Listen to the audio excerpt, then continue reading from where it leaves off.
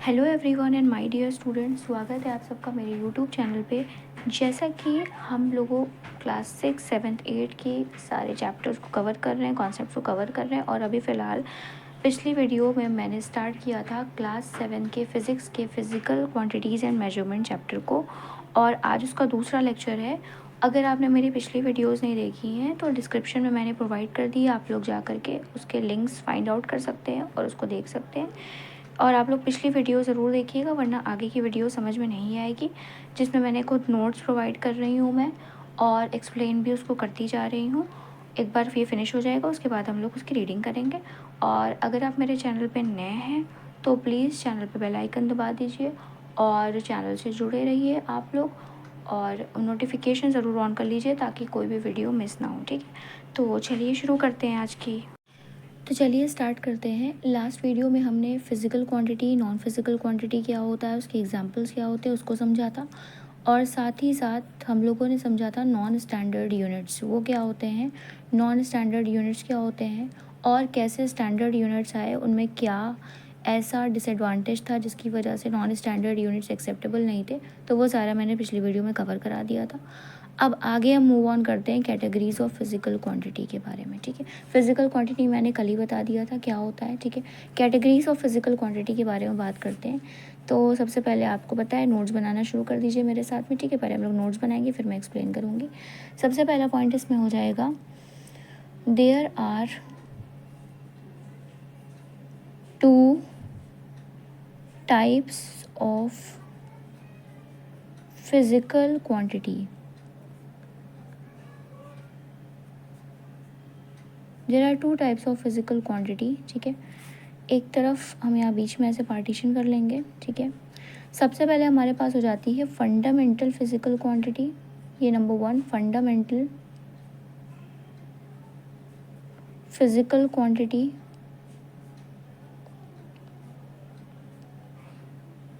अगर आपको speed slow लग रही है तो आप लोग 1.5x या 2x पे भी देख सकते हैं। ठीक है, अपने अपने कंफर्ट के हिसाब से। शॉर्ट में FPQ लिख सकते हैं बिल्कुल। ठीक है, और स्लैश यानी ऑब्लिक, इसको हम बेस फिज़िकल क्वांटिटीज़ भी बोलते हैं, बेस फिज़िकल क्वांटिटी। इसको भी BPQ लिख सकते हैं। ठीक है, ये मैं इसलिए शॉर्ट फॉर्म में करवा रही हूँ ताकि आगे करूँगी तो बार बार एक लंबा सा वर्ड लिखना ना पड़े। ठीक है, और एक हो जाती है हमारी derived physical quantity. Derived physical quantity, derived physical quantity, इसको शॉर्ट फॉर्म में DPQ लिख सकते हैं। ओके, अब हम एक एक करके बात करेंगे। फंडामेंटल फिज़िकल क्वांटिटी क्या होता है, डिराइव फिज़िकल क्वांटिटी क्या होती है, ये सारी बातें करेंगे। तो नेक्स्ट पॉइंट डालेंगे नंबर 4, डबल सर्किल कर देती हूँ ताकि ये और ये ठीक है एक जैसा ना लगे। सबसे पहले बात करेंगे फंडामेंटल फिज़िकल क्वांटिटी के बारे में।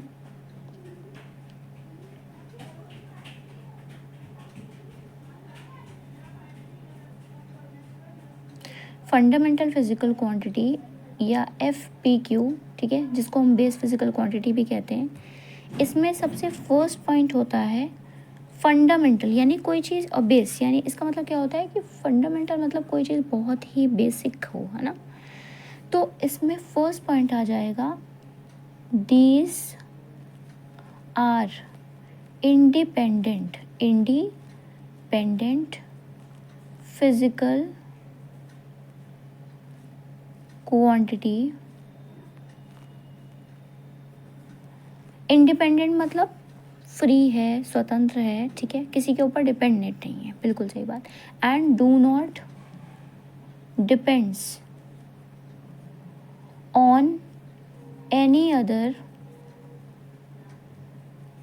फिजिकल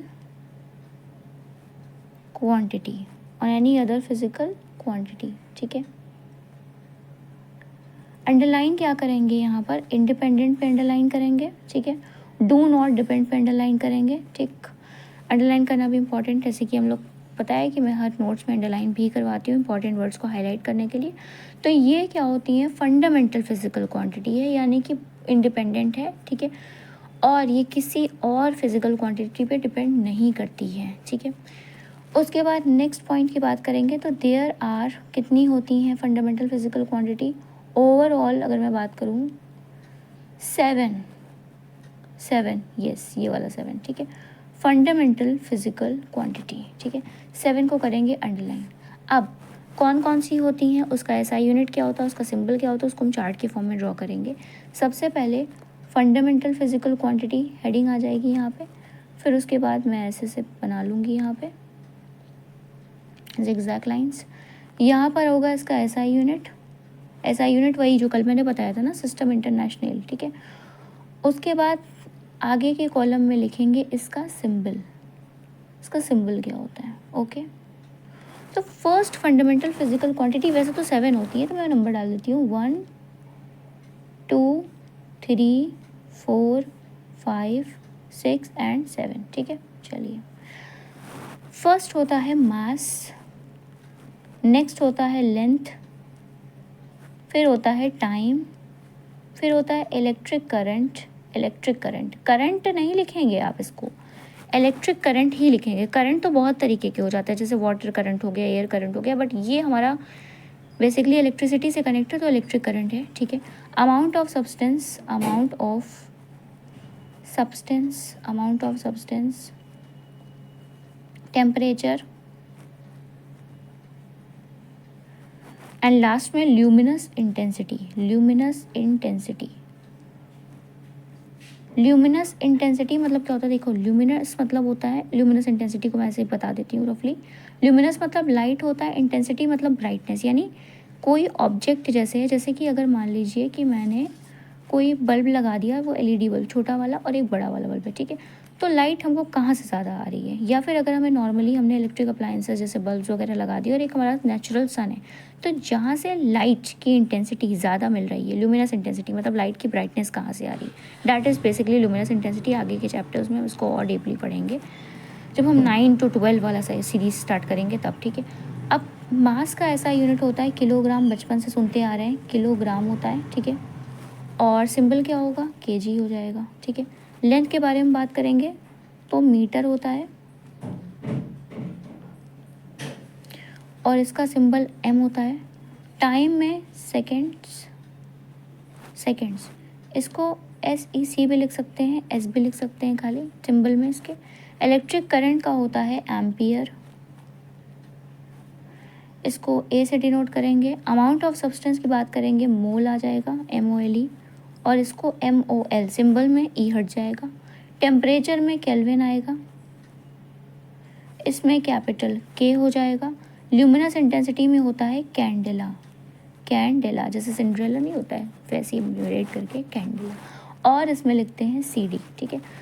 तो ये हमारे साथों के साथों फंडामेंटल फिजिकल क्वांटिटी, इनके SI यूनिट हो गए, इनके सिंबल हो गए। अब हम मूव ऑन करेंगे डिराइव्ड फिजिकल क्वांटिटी पे। So let's go through derived physical quantity क्या होते हैं। हेडिंग पहले डाल लेंगे DERIVD, हाँ, derived physical quantity. Derived physical quantity जिसको हमने शॉर्ट फॉर्म में क्या कहा था, DPQ कहा था, ठीक है, ओके। और ये हो गई हमारी हेडिंग, ठीक है। अब इसमें फर्स्ट पॉइंट क्या हो जाता है, डिराइव्ड, यानी कहीं से तो ये डिराइव हुए हैं, ठीक है, यानी खुद तो ये पहले नहीं थे, इनको कुछ जोड़ बटोर के कुछ बनाया गया है, ठीक है, इनको डिराइव किया, इनको फॉर्मुलेट किया गया है। तो यानी these are dependent on any of the fundamental physical quantity, on any of the fundamental physical quantity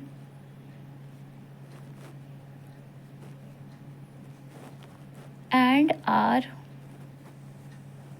derived from it, ठीक है। चलिए अंडरलाइन करेंगे, सबसे पहले तो डिपेंडेंट पे, fundamental physical quantity derived, okay. इसका मतलब क्या हो गया कि डिराइव्ड फिजिकल क्वांटिटी कहीं ना कहीं डिपेंडेंट होती है, किसके ऊपर डिपेंडेंट होती है भाई, अभी तक हमारी पूरी हमने बता दिया कि 7 फंडामेंटल फिजिकल क्वांटिटी, तो उन्हीं 7 में से किसी ना किसी फंडामेंटल फिजिकल क्वांटिटी पे डिपेंड होती हैं और उसी से डिराइव होती हैं, ठीक है। मतलब अगर कहीं पे भी हमें कभी भी डिराइव फिजिकल क्वांटिटी दिखा और उसको हम समझेंगे, अभी हम इस बारे में भी एक्सप्लेन करेंगे कि वो कैसे किसी फंडामेंटल फिजिकल क्वांटिटी से डिराइव हो रही है, ठीक है। जब उसको हम ब्रेक करेंगे तो हमें लास्ट मोमेंट पे जा करके क्या दिखेगा कि डिराइव्ड फिजिकल क्वांटिटी चाहे कितनी भी बड़ी क्यों ना हो, किसी भी क्लास के फिजिक्स में क्यों ना हो, जो भी कोई फिजिकल क्वांटिटी आ जाए, ठीक है, जब मैं उसे बेसिक एकदम मैं नीचे लेकर के जाऊंगी, जब मैं उसे सॉल्व करती जाऊंगी, अल्टीमेटली सिंप्लीफाई करूंगी, तो मुझे दिखाई देगा कि वो फंडामेंटल फिजिकल क्वांटिटी से ही होके आ रही है, ठीक है, वो उसी से डिराइव होके आ रही है। ओके, अब यहाँ पर भी हम एक चार्ट बनाएंगे। सबसे पहले डिराइव फिजिकल क्वांटिटी लिखेंगे, उसके बाद ये आपका जिगजैग लाइन, फिर इसका ऐसा यूनिट हो जाएगा और हो जाएगा इसका सिंबल। ओके, उसके बाद हो जाएगा इसका सिंबल हो जाएगा, ठीक है।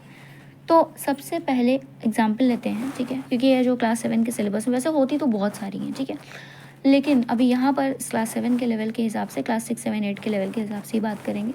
तो डिराइव फिजिकल क्वांटिटी में सबसे पहले हमारा आ जाएगा एरिया, सेकेंड हम बात करेंगे वॉल्यूम, वॉल्यूम, थर्ड आ जाएगा हमारा स्पीड, नेक्स्ट आ जाएगा मेरा डेंसिटी, एंड फाइनली बात करेंगे एक्सलेरेशन, ठीक है। ओके, और एरिया का ऐसा यूनिट हो जाता है मीटर स्क्वायर, इसको उल्टा भी लिख सकते हैं, स्क्वायर मीटर, ठीक है। सिंबल कैसे लिखेंगे, मीटर इसके ऊपर 2 यानी स्क्वायर हो जाएगा। ये कोई नहीं लिखेगा, ये गलत होता है, ठीक है, सामने M2 बहुत से लोग लिख देते हैं, मीटर के ऊपर स्क्वायर होता है, मीटर के ऊपर 2 होगा, उसकी पावर हेड पे आएगी, ठीक है। वॉल्यूम की बात करेंगे तो मीटर क्यूब, अब क्या ये भी उल्टा हो जाएगा, नहीं, ये क्यूब नहीं आएगा, यहाँ क्यूबिक मीटर आ जाएगा, क्यूबिक मीटर, ठीक है, और मीटर क्यूब इस तरीके से लिखा जाएगा, M की ऊपर यहाँ पे हेड पे 3 लगाएंगे, ठीक है, तो ये क्यूब हो जाएगा। स्पीड की बात करें तो मीटर पर सेकेंड, ठीक है, ऐसे लिखेंगे, भी लिख सकते हैं, और आप इसको मीटर सेकेंड की पावर -1 भी लिख सकते हैं, इसको इन्वर्स भी बोलते हैं, ठीक है। उसके बाद डेंसिटी की बात करेंगे तो हो जाता है किलोग्राम पर मीटर, क्यूब, किलोग्राम पर मीटर क्यूब, ठीक है, तो केजी पर मीटर, पर ये हो गया पर मीटर और क्यूब आ जाएगा, ठीक है। अब ये पर है क्योंकि भाई अगर ये ऐसे है, ठीक है, ये ध्यान रखिएगा, एक चीज़ मैं बता देती हूँ, अगर कोई चीज़ ऐसे है यानी कि वो अपॉन में है, यानी केजी ऐसे लिखा होगा ओरिजिनल फॉर्मूला, जब मैं इसको ऊपर लेके आऊँगी तो ये पावर जो होगी वो माइनस में बदल जाएगी, बस, और कोई चेंज नहीं होगा। इसी वजह से मैंने यहाँ पे भी पर सेकंड को सेकंड इन्वर्स लिखा था, और यहाँ पे मैं यही काम कर रही हूँ, और करके केजी मीटर क्यूब इन्वर्स ये आएगा, ठीक है। तो ये अब मैं बात कर रही हूँ एक्सेलरेशन के बारे में। यहाँ क्या होता है, जो स्पीड होता है ना, स्पीड मीटर पर सेकंड, बस एक्सेलरेशन में इस सेकंड का सेकंड स्क्वायर हो जाता है, यानी मीटर पर सेकंड स्क्वायर, और इसका फॉर्मूला क्या आएगा, मीटर पर सेकंड स्क्वायर, या फिर वही पुरानी बात, मीटर सेकंड की पावर -2, ये आ जाएगा। तो ये हमारे सारे के सारे डिराइव फिजिकल क्वांटिटी ऐसा यूनिट और उसका सिंबल हो गया। अब हम इस चीज़ को, ये डिराइव फिजिकल क्वांटिटी ये कैसे फंडामेंटल से डिराइव होता है, इस चीज़ को हम लोग कल समझेंगे, कल की वीडियो में समझेंगे। और अभी फ़िलहाल हम लोग जा रहे हैं नेक्स्ट टॉपिक पे। तो चलिए नेक्स्ट टॉपिक को स्टार्ट करते हैं, जो है हमारा representation of a physical quantity. क्या एनी फिजिकल क्वांटिटी का रिप्रेजेंटेशन करते कैसे हैं। तो इसमें सबसे फर्स्ट पॉइंट आ जाएगा, टू रिप्रेजेंट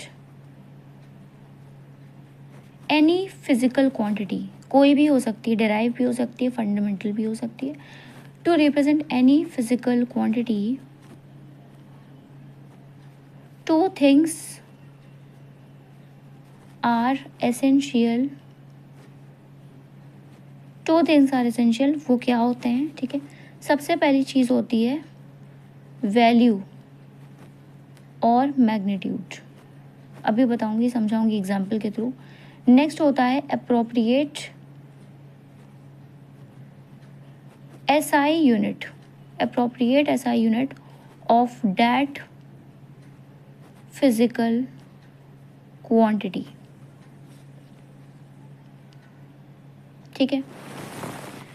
यहाँ अंडरलाइन करेंगे 2 थिंग्स पे, वैल्यू जिसको मैग्नीट्यूड भी कहते हैं, फिजिक्स के टर्म से मैग्नीट्यूड बोलेंगे, ऐसे नॉर्मली बोलने के लिए वैल्यू भी बोल सकते हैं, और अप्रोप्रिएट एसआई यूनिट उस पर्टिकुलर फिजिकल क्वांटिटी का। जैसे सुनिए, जैसे हम लोगों को मैंगो परचेज़ करना है या हम लोग को मिल्क लेना है, ठीक है। तो क्या मैं ये कहूँगी कि 5, वहाँ जाके मैं क्वांटिटी बोलूँगी ना, तो क्या मैं 5 मैंगोज़ बोलूँगी या बोलूँगी मुझे 10 मिल्क, ये क्या है, ठीक है, मुझे समझ ही नहीं आया, ठीक है। या मैं खाली ये बोल दूँ कि केजी मैंगोज़ दे दीजिए और लीटर मिल्क दे दीजिए, तो भी वो नहीं समझ पाएगा। यानी वैल्यू भी बोलना इंपॉर्टेंट है और क्या उसकी एसआई यूनिट है। जैसे कि अगर मैं मास की बात कर रही हूँ, वेट की बात करें, तो मुझे केजी लगाना ही पड़ेगा एसआई यूनिट के साथ। और अगर मैं किसी लिक्विड चीज़ की बात कर रही हूँ तो वैल्यू से कुछ नहीं होगा जब तक मैं दोनों वैल्यू और उसका जो पर्टिकुलर एसआई यूनिट है उसको यूज़ ना करूँ, ठीक है। सही बात है, कोई नहीं देगा, है ना, अगर हम लोग ऐसे मांगेंगे, ठीक है। तो इसमें आपका क्या होता है, जो फॉर्मूला बनता है वो Q is equals to N into u बनता है, ठीक है। अब ये क्या है, ये याद करने के लिए है। Q है कोई भी physical quantity, any physical quantity हो सकती है। N क्या होता है, N इंटू यू, ठीक है। तो N क्या होता है, उसका वैल्यू या फिर उसका मैग्नीट्यूड होता है, मैग्नीट्यूड, ठीक है, नंबर पर्टिकुलरली। और U क्या होता है, SI यूनिट होता है ऑफ डैट फिजिकल क्वांटिटी, उस पर्टिकुलर। जैसे एग्जाम्पल बात करते हैं 5 kg मैंगोज, ठीक है, 5 kg मैंगोज में 5 क्या है, N है, kg क्या है, kg क्या है, U है, ठीक है। N ये नंबर हो गया, यानी 5 हम मांग रहे हैं, kg SI यूनिट हो गई उसका, तो U हो गया।